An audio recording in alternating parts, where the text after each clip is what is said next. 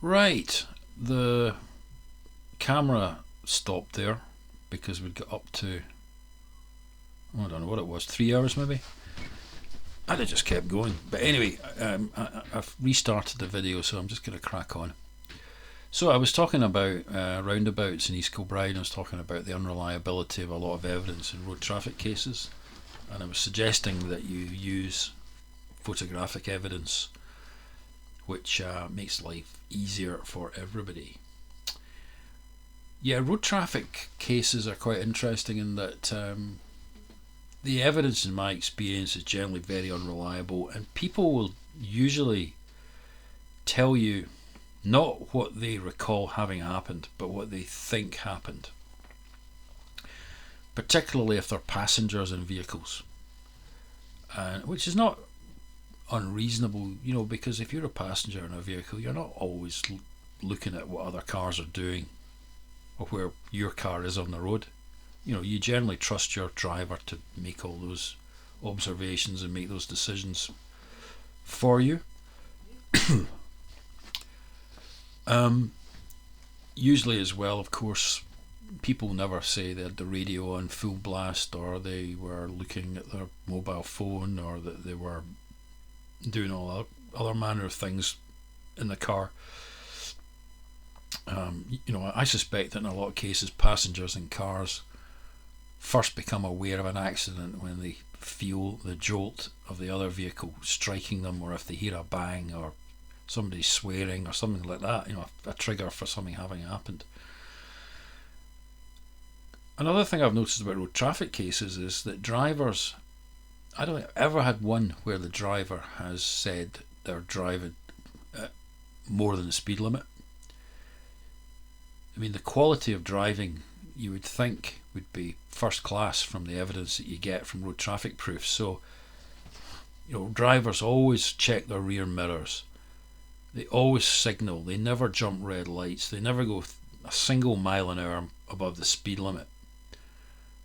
Whereas we all know that very few people drive that way, and certainly in Glasgow, it's very rare for these model drivers to be seen. And if everyone drove that way, there wouldn't be all these road traffic accidents.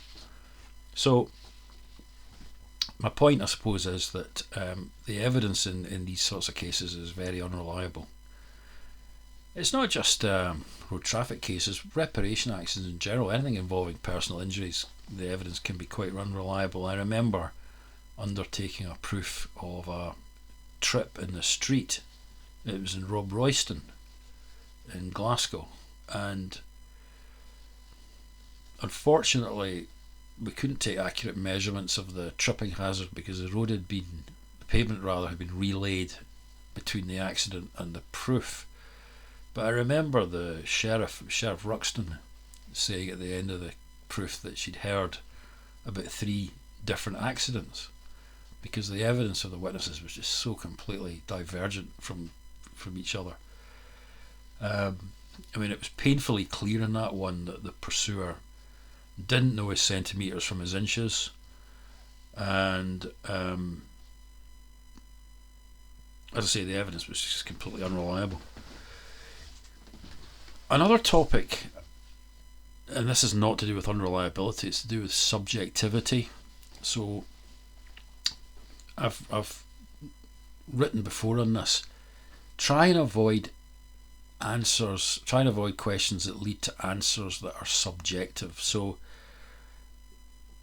answers that are subjective would be things like, for example, a long time is a completely subjective answer. Frequently, fast, or my husband drank heavily, right? That's completely subjective. These are utterly useless statements as evidence, because essentially they're opinion evidence, and unless they're coming from a skilled witness, they're of no use whatsoever to a court. Any decision maker that is presented with that kind of evidence is really left none the wiser as to the material that should be used in making the findings in fact. You need something objective so that the court can make the assessment of whether something was, or a time period was a long time, or whether something was fast or frequent, or whether the husband was a heavy drinker. You need to bring out factual evidence, objective evidence rather than subjective evidence. So, for example, I had a neighbour nuisance case about 3 years ago, and my client said in evidence that she was frequently disturbed by a noise coming from the neighbour's house. Frequently disturbed. Now, that in itself really tells the court nothing. You can't leave it at that, so you have to ask questions that bring out the facts. So, for example, you need to ask things like, in the last year, how many times were you disturbed? Was there a disturbance every month, every week? How many days in the average week? At what times? For how long each time? Could you hear the noise when your TV was on at normal volume?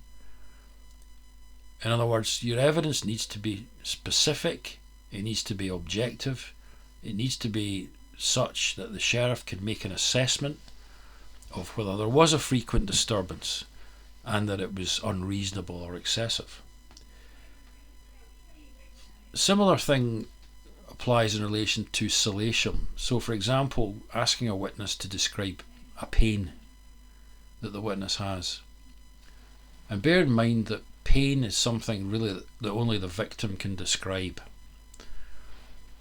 So it's really the only evidence there will be. So you have to ask things like how the witness felt. Say you're asking say your client was injured in a car crash and you're asking your client to tell the court what happened. You need to ask how the witness felt immediately afterwards, an hour later, 3 hours later, 24 hours later, 2 weeks later, and so on. And to just describe the pain, whether it's stabbing, aching, burning, throbbing, and so on, and how did it alter over time in terms of its intensity, its duration, did it disturb sleep, for how long, and so on. Bring out facts. I mean, there's a real skill to doing this, and what you actually ask, of course, depends on the circumstances of the case, but just bear in mind that you're trying to lead objective evidence, avoid subjective evidence. Let me deal now with the question of calling witnesses. Now, as we've seen, you have your witnesses at the court, and they're all together, and you have to try and marshal them, isolate them, and then you decide the order in which you call the witnesses. You would nearly always call your own client first. Firstly, he or she is usually the most important witness, not always, but usually. And you want to get that evidence out at the start and make an impression when the sheriff is paying most attention. I remember hearing somebody tell me once that the sheriff's attention span is at its highest at the start and at the end of the proof, right? So it's like a graph, it goes like that. So it's highest at the start, sort of dips in the middle, and then comes back up and it's highest again at the end. Which is why it's quite important to have, or it's useful to have a witness at the end who's going to make an impact. But you certainly want to make an impact at the start. So usually you would call your client, who's likely to be quite an important witness. So you call your client, and the advantage of doing that as well is that he or she's giving their evidence rather before they've heard anybody else. You'll then probably have someone to corroborate that evidence, or obviously to provide information beyond the information that your client's given. If you've got an expert witness, you would usually call them towards the end when the scene is set, as it were, and the evidence, the factual evidence is out there. You call your expert at the end. One point I would make, and this happened to me once, and I've always remembered it, is if you're defending a case on behalf of a non-natural person, like a limited company, if you're intending to lead the evidence of the director of the company who's instructing you, you need to bear in mind that because he or she is a separate entity from the defender company, he's not a party and therefore not entitled to be present or hear the evidence of other witnesses before he gives his own evidence. So that can be a real problem if you're defending on behalf of a limited company.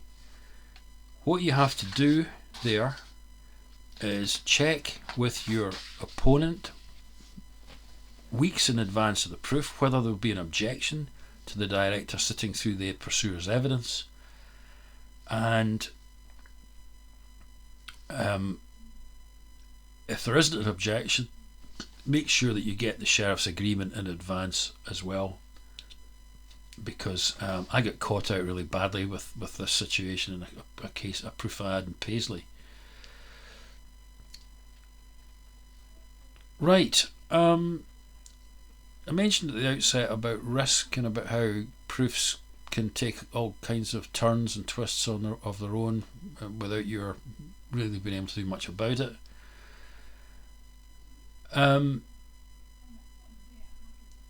Just to highlight that, that witnesses can sometimes be surprising, and if it's a good surprise, that's fine, but quite often it's not. You don't really know how someone is going to come over in the witness box until they're there. I mean, I've had clients who will not stop talking when they're in the office, and the minute they're in the witness box they just shut up, and it's like drawing teeth. Others are the exact opposite, but not usually. Usually it's the one of the scenario that I've described. Again, you don't know until the day itself how well someone will come over. Try not to ask unnecessary questions. I know that sounds obvious, but if something's admitted in the pleadings, don't waste time, don't take risks asking about it. I mean, one of the worst things you can do, for example, in my opinion, is ask a father the date of birth of his own child, because you'd be amazed the number of people that get that wrong, and if they do get it wrong, it looks bad. And if they get it right, it doesn't add anything to the evidence, because the evidence is almost certainly there in the birth certificate if that's lodged. So don't ask unnecessary questions. Same about asking about probative documents. There's no need to do that. Let me mention about leading questions. Leading questions are questions which I'm reading this, by the way, from McPhail, by their form suggest the answer which the questioner desires to receive, right? And these are not permitted in examination in chief. There are certain exceptions. For example, the witness's personal particulars are listed by leading questions, and they can be asked about matters that aren't in dispute. So again, if we talk about a road traffic case, if it's agreed that a collision occurred between the parties' vehicles on 1st January 2021, you should lead on that. There's no point in asking, when did the collision occur? That's pointless. It's a waste of time. What I would do is say to the witness, it's not in dispute that your car and that of Mr. Jones, whatever, collided on the 1st of January 2023 or 2021 or whenever it was, and then ask a question such as, where were you driving immediately before that happened, or why were you on the road at that particular time? In other words, bring out the undisputed facts by examination, by leading questions, so you're not wasting time, and then develop it after that by asking questions that are not leading. Okay, credibility as against reliability. Most people know what the difference is, right? They're really quite different things. Credibility is to do with honesty. Reliability is not. So if a witness is incredible, then the witness is a liar. Simple as that. Incredible is, in a sense, a euphemism. If the witness is unreliable, then the witness is honest, but mistaken. And of course, witnesses can be both. If you can get away with submitting that your opponent's witness is unreliable rather than incredible, then you should do that, because unreliable evidence is as weak as incredible evidence. And let's be honest. I mean, most people are genuinely trying to do their best to answer questions honestly. Most people are not liars, and I mean there are exceptions, but most people are not liars. But if you think about, again, road traffic cases, particularly if the person's a bystander, why on earth is a bystander going to lie about what they saw happen in a car crash that doesn't affect them? There's really very little reason why they would. It's far more likely that they're just unreliable, particularly if the accident happened many years before, which can happen. Same with officials, people like police officers. They've got no axe to grind in terms of the evidence that they're giving. There's absolutely no reason to suppose that a police officer is going to lie about what he or she saw happen, particularly because the officer is going to be under oath.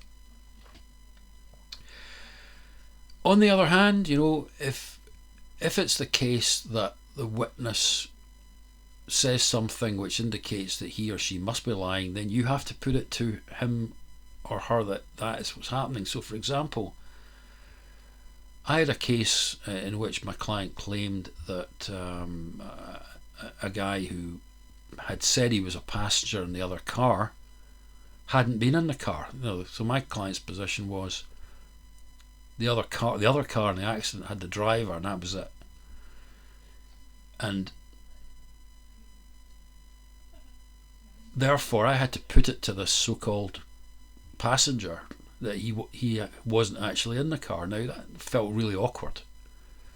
The passenger was a pal of the driver, so he may well have been at it, I don't know, and I can't remember for the life of me what the outcome of that proof was. But the point I'm making is that there was no scope for error there. I mean, that guy could not have been unreliable when he said that he was in the car, unless he was in a lot of cars that crashed. But there was a question there of credibility, and I had to put it. Sheriff Scott dealt with that proof. I do remember that, but I can't remember what the outcome was. Similarly, I had a case where my client said that a solicitor's file note had been doctored, and I had to put it to the solicitor that she doctored the file note, the notes in the file. Again, very awkward. But sometimes you have to do that. It is sometimes said that solicitors lose debates and clients lose proofs. And what that means, broadly speaking, is that if your client is found to be unreliable or incredible, that is not your fault as the agent. However, it could be your fault. For example, let's say the issue is whether your client reported something by email, and he gives evidence to the effect that he gave his lawyer, who's you, he gave you the email, and say that he has given you the email and you haven't lodged it. Let's say it's not lodged.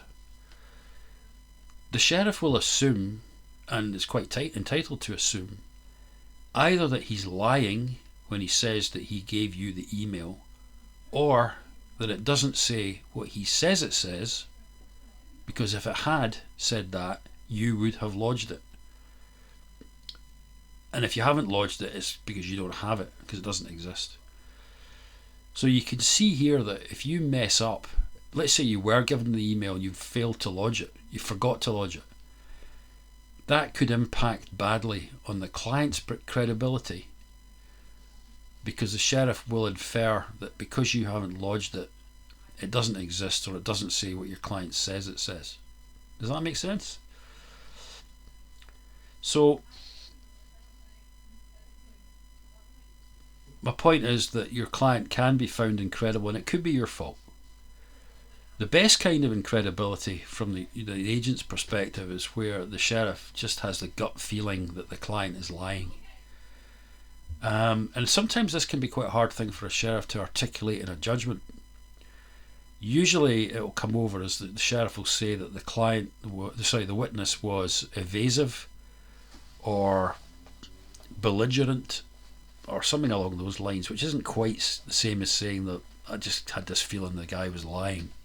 But it kind of is the same. It's just in a more sort of polite, roundabout way, I think.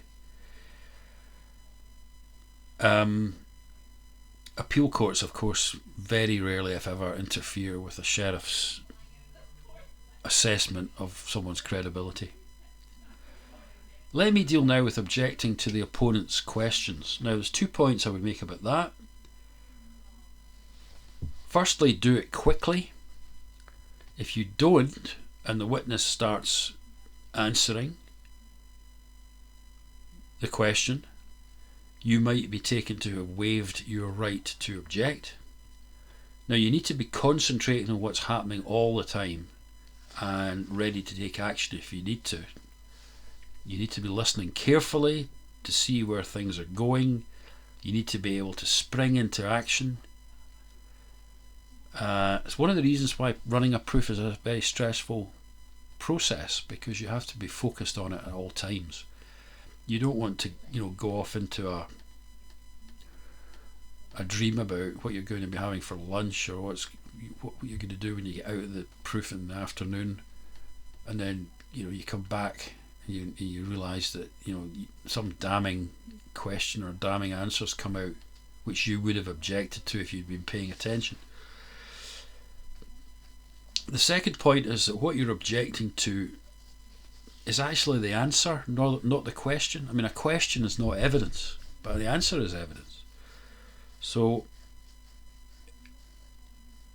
if the witness is asked a fairly harmless question but starts answering it by giving a damaging answer, something that, say, it's not on record or it wasn't put to someone else, you don't have any notice of it, you have to object as soon as that starts to happen. And so I say it's the answer that you object to. However, the question itself might be so blatantly designed to bring out a damaging answer that you object to the question before the witness even starts to answer it. Again, it depends entirely on the circumstances. It's hard to do anything other than generalise when I'm talking about it just now, but the main thing is to always pay attention to what's being said. Cross-examination, let me deal with that just now. Some lawyers approach this with the belief that they can break the opponent's witness with ruthless and aggressive questioning. I don't think I've ever seen that succeed. Instead, it's counterproductive, because what tends to happen is people become defensive and they try and reinforce or justify what they've said already, which is not what you want. The annotated rules of the Court of Session explain that cross-examination is designed to weaken or destroy the witness's version of facts and to elicit evidence which is favourable rather to the cross-examiner. So, two things there: destroying the witness's version of events, that's one thing. Second thing, bringing out evidence that's favourable to your own client. Of course, the witness that you're cross-examining may not have any evidence that's favourable to your client, and you may find that the witness really isn't going to retract or qualify or change anything they've said already. And in that kind of situation, all you can really do is put the points and move on, right? Don't flog a dead horse. You can put it to a witness that he's he's incorrect or he's dishonest if you have to, but if the person is adamant about what they're saying, don't make a big deal about it. Just move on, unless you've got something up your sleeve like a prior inconsistent statement or something similar that might undermine that witness. If you are looking to get favourable evidence out of somebody who's otherwise hostile, someone you're cross-examining, always try and get that evidence out before you start to criticise or antagonise or challenge the witness. In other words, before you make him really unfriendly. Another purpose of cross-examination, and it's referred to in Walker's on evidence under the heading of failure to cross-examine, is, and I sort of touched on this before, but if you intend later to lead evidence to contradict what's being said by a witness you're cross-examining, you should put to that witness what you're intending to do so that he can comment on it. Now, we've already looked at this in the context of the advantage of going first at a proof.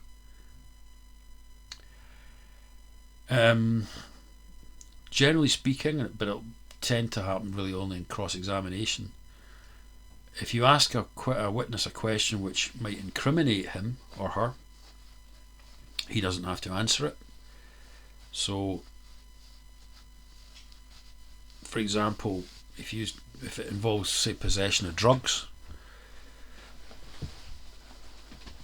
the witness has to be warned by the sheriff that he doesn't have to answer the question. I once cross-examined a guy who was injured at work, and I asked him about his cocaine use, because his medical notes were lodged and it said he'd taken cocaine, and I asked him about that, and the sheriff said that he didn't need to answer the question. He did answer the question, but he didn't have to answer it. So, leading on from that, if you are going to ask a question like that, you have to have some material that justifies asking it. So, for example, in that case, I had the medical notes. If my clients had merely had a suspicion that the guy was a cocaine user, like say even if they'd heard rumours about it, that wouldn't be enough to start asking about it. You need something more concrete than that. On the topic of cross-examination, I did mention earlier the Law Society's practice rules. Bear in mind that when you are cross-examining a witness, you're in a very privileged position. And if you think about it, this must be the only job in the world where you can call somebody a liar without getting sued for defamation.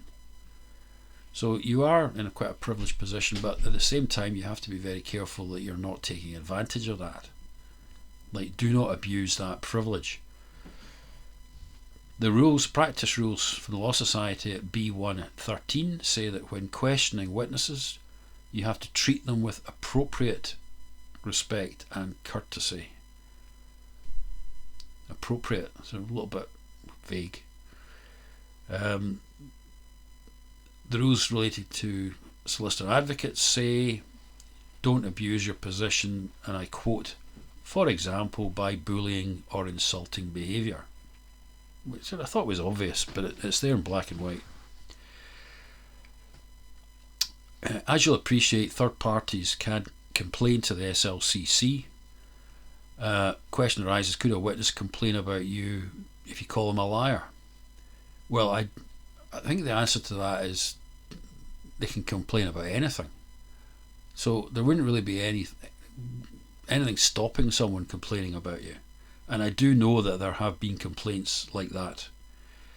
However, I think the chances of that kind of complaint being upheld are negligible unless you bully or insult the witness, which I think would give rise to a legitimate complaint because it would breach that rule that I've just mentioned. However, if the opposing solicitor or the sheriff haven't intervened, then it's unlikely that the cross-examination is sufficiently bullying or insulting to be upheld as a complaint. But again, depends on the circumstances. On the theme of complaints, clients will sometimes ask you to put a question to a witness. This can be quite a tricky situation to address because it can happen when you're under stress and you don't have a lot of time to think or react. As I said earlier, you have to follow instructions, but it might be a stupid instruction. My view is that you should try and talk the client out of it. And if you have to get an adjournment to discuss the matter, then get an adjournment. I've mentioned in talks before, I had a divorce proof in Kilmarnock where the client who was sitting beside me, wouldn't it be easier sometimes if they weren't sitting beside you, but she was sitting beside me and I was cross-examining her husband, and she said to me, ask him if he withdrew cash from an ATM and spent it on a motorbike. Now, I'd never heard this before, and I said to her, well, will he not just... Because her point was he was misusing money. And this was an example of that in her opinion. And I said to her, whispered to her, I said, well, will he not just deny it? And she said, no, he won't deny it. So I put the question to this guy and he denied it. And you could tell that the sheriff was thinking, what's all this about? What's all this about a motorbike? Nothing about it in the pleadings. It was just a stupid thing to have asked. And it made the husband look, it didn't make him look anything, but it made my client look daft because she'd obviously instructed me to ask that question, which was on the face of it a completely pointless question. And to me it was an example of, I wish the client had just kept her mouth shut and not asked me to ask that question. I was following instructions, but they weren't good instructions. I thought it was a foolish thing to have asked, and what I probably should have done was have asked for a wee adjournment and then had a word with the client about it. But I just wanted to crack on. So I asked the question, and she didn't complain about me not having asked the question. I had another one. I was also in Kilmarnock, and this was a breach of missives case where I was defending the action it was an action in quantum only, and the issue was whether my client had seen that the buyer's daughter was a wheelchair user when the house was being viewed. Now, the pursuer went first, obviously, and in my opinion, the pursuer's evidence did not conclusively show that it was likely that my chap had seen that the girl was in a wheelchair. He hadn't been at the viewing. It was an estate agent that had been there, but he had sort of driven past in his car. And my feeling, which I conveyed to him, was that I didn't think there was sufficient evidence to prove on the balance of probabilities that he had seen this. But he was adamant that he wanted to give evidence. So he gave evidence. he was cross-examined, and he conceded that he probably had spotted the wheelchair, and he lost the action. Now, in my opinion, he shouldn't have given evidence there. He didn't need to, but he wanted his day in court, and it backfired on him. And he admitted to me later on he wished he hadn't given his evidence. So clients, my point I suppose is clients don't always know what's in their own best interests, and they won't always be talked out of taking a course of action that's not in their best interests. And again, as a solicitor, you want to avoid the complaint. Say I'd persuaded him not to give evidence and he'd lost. He might well have turned around and said, if I'd given evidence, I would have won that case. So, it's tricky. But at the end of the day, you have to follow instructions, and even if you think they're not good instructions. A similar thing is you might want to keep your client out of the courtroom while somebody's giving evidence. I've done that.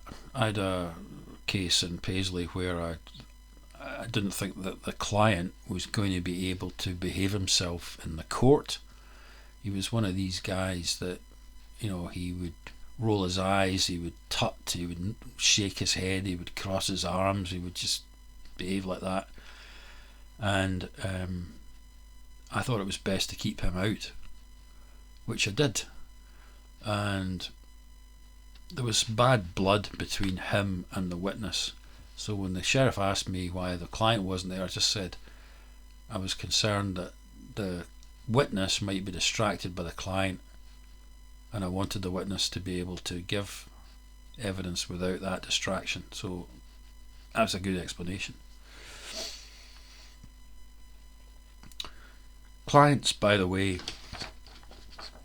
don't always realise that they're under scrutiny by the sheriff for the whole time they're in the courtroom, not just when they're giving evidence. And they need to be reminded about that so they'll behave themselves. Let me turn now to the question of judicial knowledge. Now, judicial knowledge is essentially material where you don't need to lead evidence about it. So you don't need to lead evidence of matters which are within judicial knowledge. However, there are issues here that you need to consider, namely, what is within judicial knowledge? For example, in a car crash case,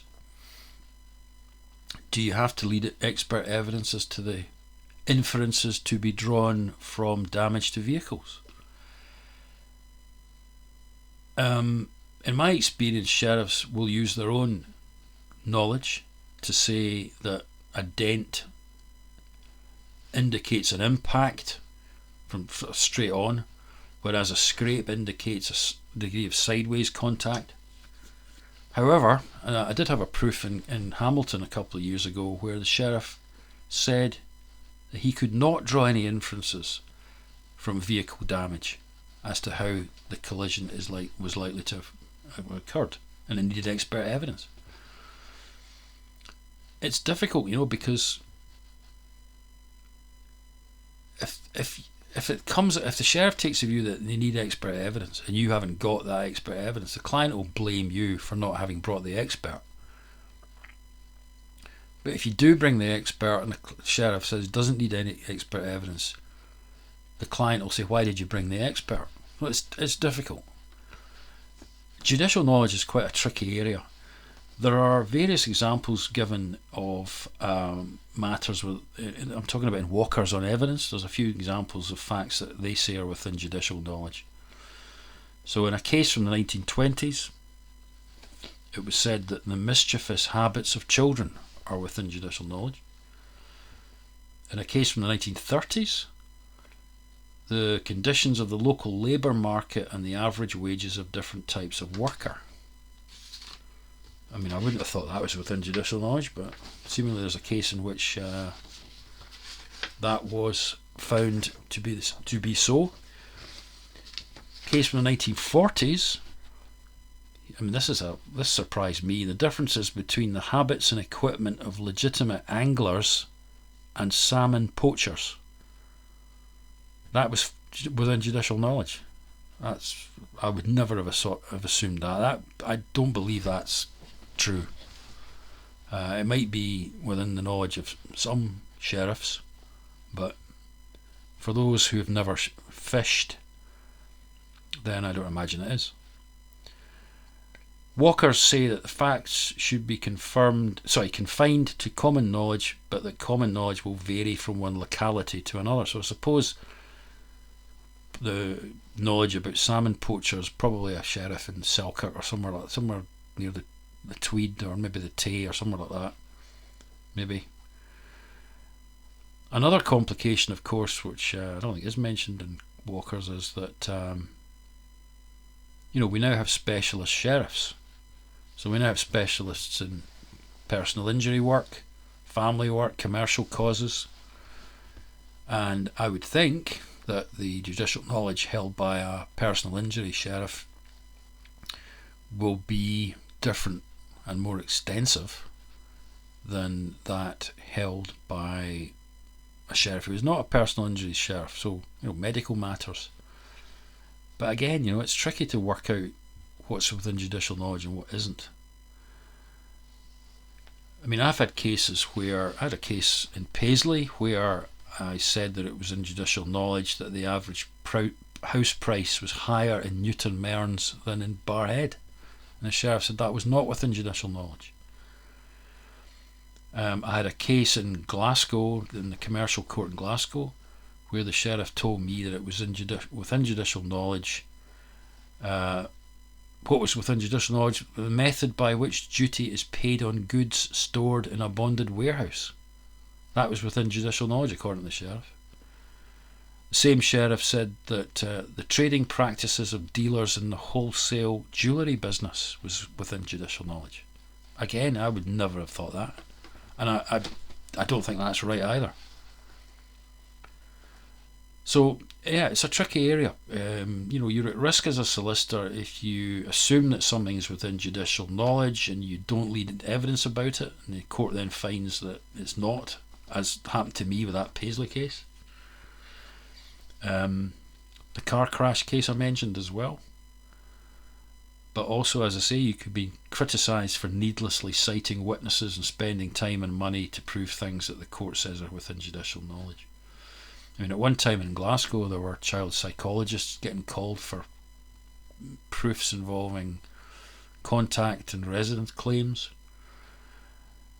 There's no hard and fast rule. I don't know I don't think there is a conclusion that I can give you on this. Just be aware of it, warn the client, and take instructions. Right. Some more points. Let me see. What have we got next? Right. My notes here aren't in the right order. I'll need to go back here. Hang on. Okay, right. Next bit here is rules on running a proof. Now, in an ideal world, someone would find the best system and apply it both to the Court of Session and the Sheriff Court, so that there's more uniformity across the systems. But unfortunately, we're not in that situation yet. We probably will be, I think, in another few years. But at the moment, we have these differences, and some of them are not really differences that you can justify. For example, in the Sheriff Court, pursuers and defenders' productions are numbered 5-1, 5-2, 5-3, etc. and 6-1, 6-2, 6-3. Whereas in the Court of Session, pursuers' productions are numbered 6-1, 6-2, 6-3, and the defenders are 7-1, 7-2, 7-3. Why is there that difference there? I don't know. What I would say though is, and I've mentioned this already, please read the rules. For one thing, they may have been changed since the last time you looked at them. I've been caught out in that respect a few times. It's also easy to assume that in the Sheriff Court the rules are by default the ordinary cause rules, but as is obvious, The ordinary cause rules do not apply to summary applications. Those types of case have got their own acta sederunt, separate chapter in McPhail as well in summary applications.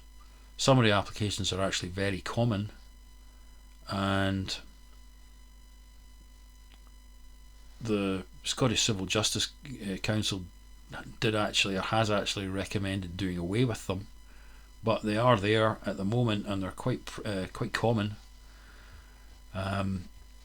According to McPhail, well, there's no record of the evidence. That's certainly the case unless the sheriff orders otherwise. You need to observe, according to McPhail, you need to observe the rules of evidence and principles of civil litigation and natural justice. From a practical perspective, you have to be clear about, for example, whether you need to instruct a shorthand writer for the proof. Get clarity on that from the court at the time. And as I've touched on already, within the ordinary cause rules, there are numerous rules that apply only to certain types of case. Family actions, commercial actions, personal injury cases, they're all treated as special types of action with their own rules. The rules that govern these types of case are characterised by case management, whereby the sheriff can control what you have to set out to prove and how you do that. As I mentioned as well, we have at the moment we've got an adversarial system, but these are in the nature of inquisitorial innovations. It complicates things, not necessarily to our advantage as practitioners, but if you are precluded from leading witnesses because the sheriff thinks they're unnecessary, and the case doesn't go the way you wanted it to go, there is an argument that you cannot be held responsible because you weren't as solicitor, you were not in full control of the conduct of the case. Sheriffs have always had some powers to intervene, of course. Some sheriffs do it more than they should. There was a sheriff in Glasgow who used to ask more questions sometimes during proofs than the agents, and this can be a real problem because you can't very well object to questions coming from the bench. They'll ask questions and then say, is there anything arising from that you want to ask about? And you feel like saying, well, I wish you hadn't asked that, but by that time the damage can be done. That's the problem. Now, the rules of procedure are getting more and more convoluted, but at the same time there are very few rules of evidence left in relation to civil procedure, and that doesn't mean there aren't any rules of civil evidence. There are, and you have to be aware of them, but failure to adhere to the rules of evidence is usually unlikely to be fatal. Sometimes it will lead to a discharge or a continuation of the proof. Taking objections to evidence generally don't work very well. I remember taking an objection to evidence irregularly obtained, and what had happened was the opponent had opened my client's mail and then lodged the letters, which were, or statements, whatever it was quite incriminating, and I objected to that. I never get anywhere with it. Sheriff just said, I can see it now, so let's just crack on. So, but there are these rules, and you probably should object if there is evidence that's irregularly obtained, but just don't expect to be successful.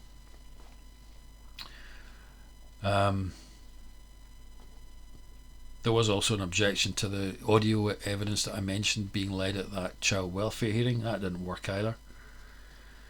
Right, I'll deal now with, I mentioned about civil evidence. Let's deal with the Civil Evidence Scotland Act 1988. Section 1 abolishes the rule that requires corroboration, and it also allows hearsay.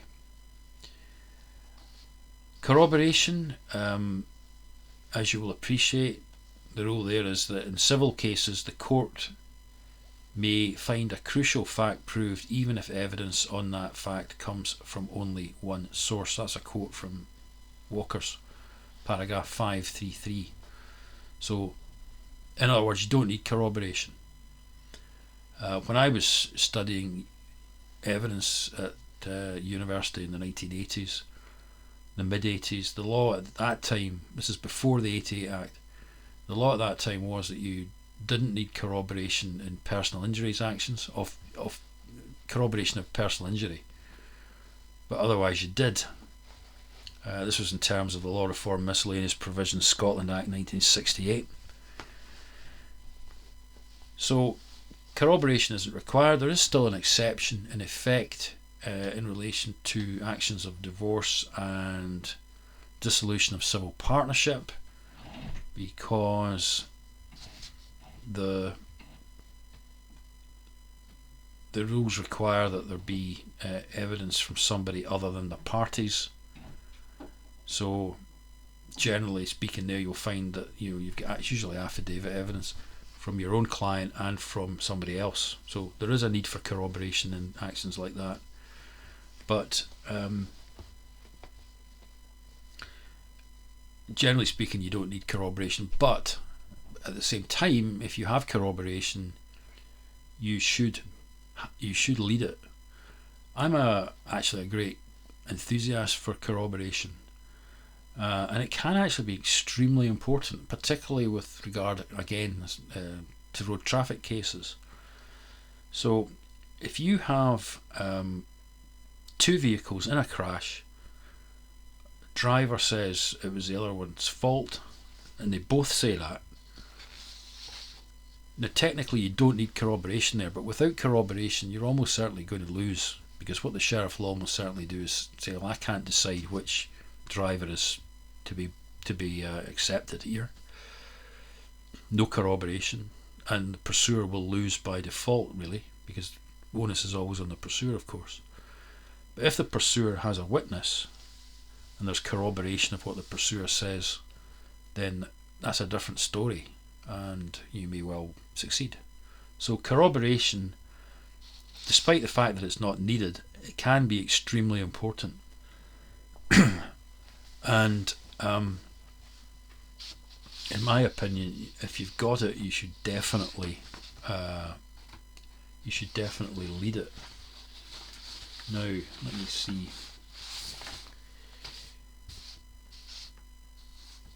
The other point I would make about that is that if you have the ability to corroborate the evidence but you choose not to exercise that ability, that may call into question the veracity or the reliability of your client's evidence. So for example,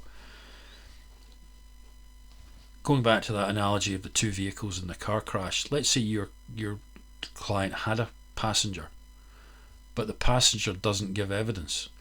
The sheriff may take the view, well, why didn't you lead that passenger's evidence? Is it because he doesn't support your case? That's a fair inference to draw. So if you've got it, use it, and even if you don't have to, you should use corroboration. Now, Walker's actually deals with this point at 513.3, and what they say there is it is unnecessary for a party to call every possible witness, but when a court is assessing weight by application of common sense, some importance may attach to failure to call what may be described as an obvious witness, or to produce available corroborative material. Alright, which is what I was saying.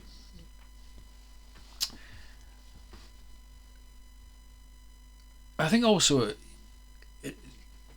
if you don't lead corroboration, it can just kind of create a perception that your client doesn't have any support from anybody, which can sometimes matter. For example, if you act for the father who's looking for contact to a child, and he doesn't have any witnesses there to speak for him, to say what a fine chap he is, I think that is detrimental. And even if the witness you bring along is the client's mother, someone who isn't impartial, I still think it creates a better impression than if you don't have that witness there. Now, I mentioned earlier about that Act, the 1988 Act, and Section 2 deals with the abolition of hearsay evidence. Walker's has a whole chapter on hearsay, chapter 8, so I'm not going to go through that in any detail, because you can read it in Walker's on Evidence, and basically it starts off by saying that in literal terms, hearsay evidence is evidence of what another person has said, orally or writing or by other physical expression. Now, before the 1988 Act, you weren't able to use hearsay evidence to prove the truth of what was allegedly said by another person, but you could use it to prove that something had actually been said, not whether what was said was true or not. All a bit complicated. And the first one was secondary hearsay, and the second one was primary hearsay. But they've done away with the rule against hearsay, and it is now admissible. But of course, it's still not good evidence, or at least it's inferior evidence. The best evidence is actually the testimony of the person himself or herself. You can, of course, have documentary hearsay evidence. And the best thing to do there is to look at the sections of the Act. So it's Section 2(1)(b) and 6 of the 1988 Act. And 2(1)(b) is referred to in Ordinary Cause Rule 29.3. Section 6 of the 1988 Act allows you to lodge authenticated copies of documents. The case to look at on this is Japan Leasing Europe plc versus Weir's Trustee, number 2, 1998, SLT 973. The case is discussed in Walker's, and I'm not going to try and explain it because it's too complicated, and I've been speaking now for nearly 4 hours. So what I suggest you do is just look at that. It is a complicated area. It shouldn't be, but it is. So let me deal now with another statutory provision. It's sections 10 and 11 of the Miscellaneous Provisions Act of 1968.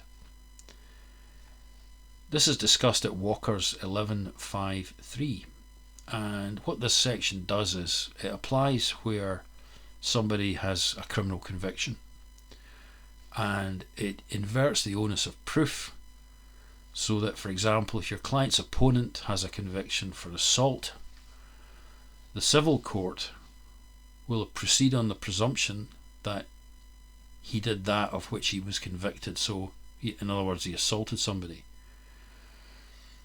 It would then be for him to rebut that presumption on a lower standard of proof, obviously.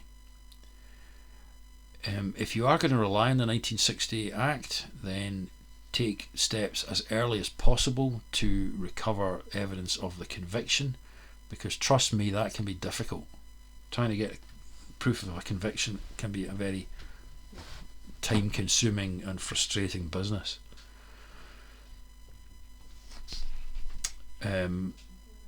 I had a case in Glasgow where my client was assaulted by police officers, and the police had been convicted of assault, so there was a presumption that they had assaulted my client. Unfortunately for him, the appeal court, the High Court at that time, this is before the Sheriff Appeal Court, the High Court overturned the conviction, which meant the onus went back onto my client to prove that he had been assaulted, which he managed to do. I've mentioned already about the shorthand writer being the responsibility of the pursuer, even if the defender is leading, even if it's only a counterclaim that's going to proof. Balance of probabilities. Let me touch on that. That's the test that always applies in civil actions, apart from one or two exceptions like breach of interdict cases. That's beyond reasonable doubt, but generally speaking, it's balance of probabilities. Quite a low standard of proof. That it just means what probably happened. Doesn't need to be any more than that. Even if it's a 51% chance that it happened, that's fine. That's enough.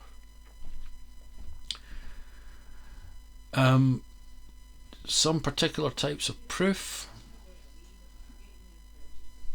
When I started giving this talk years ago, the only type of case where affidavits were used routinely were adoption cases. And in Glasgow, what happened in Glasgow was that local authorities doing sort of freeing for adoption cases, they would lodge affidavits of witnesses who would also turn up, and they would adopt their affidavits, and that would be it. So they'd identify themselves. They'd be asked, can you look at your affidavit? Do you adopt the contents of your affidavit? Yes, and that would be it. They would then have to be cross-examined at length about what was in the affidavit.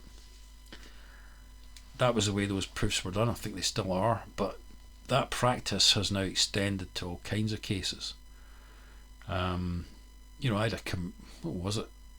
I had the case that was in the nature of a commercial dispute. Affidavits were ordered on that one. I've got a family case in the go just now with his affidavits, but the witnesses are also giving evidence orally, and I just think it's a bit messy. I don't really see the point of that, but anyway, it is a common practice.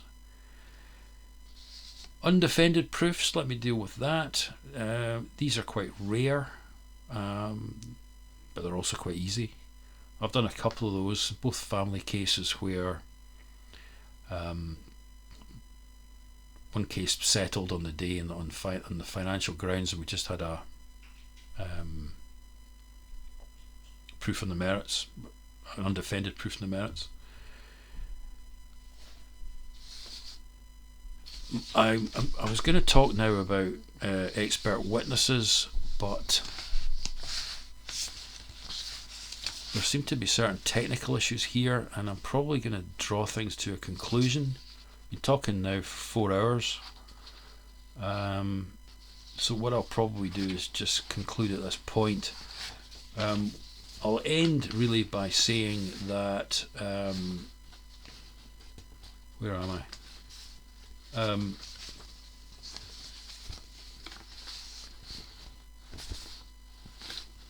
If you run a proof and the case isn't won, if the proof doesn't go your way, always advise the client in relation to an appeal.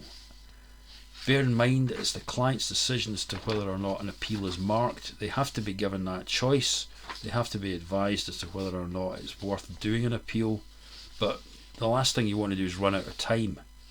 So always make sure that you advise the client in relation to the right of appeal. Explain to them it's not another chance to rerun the case, that there are only certain grounds on which an appeal court will interfere with the court of first instance. And it may be another subject for me to speak about appeals, but the main thing I would say about it in this context is always advise on the right of appeal, and do it in plenty of time, and make sure that the client is the one that takes the decision on whether to appeal or not. Right, I'm going to draw to a conclusion now. Thank you for listening. Sorry about the technical issue there where we ran out of storage. I think it was about 3 hours in. I'm concerned that that's about to happen again, so I'm just going to draw things to a conclusion. Hope you found some of this useful, and I'll no doubt be speaking again on another subject shortly, before the end of the CPD year, which I think is, when is it? The 1st of November 2025. But that concludes my talk for just now. Thank you very much, and good night.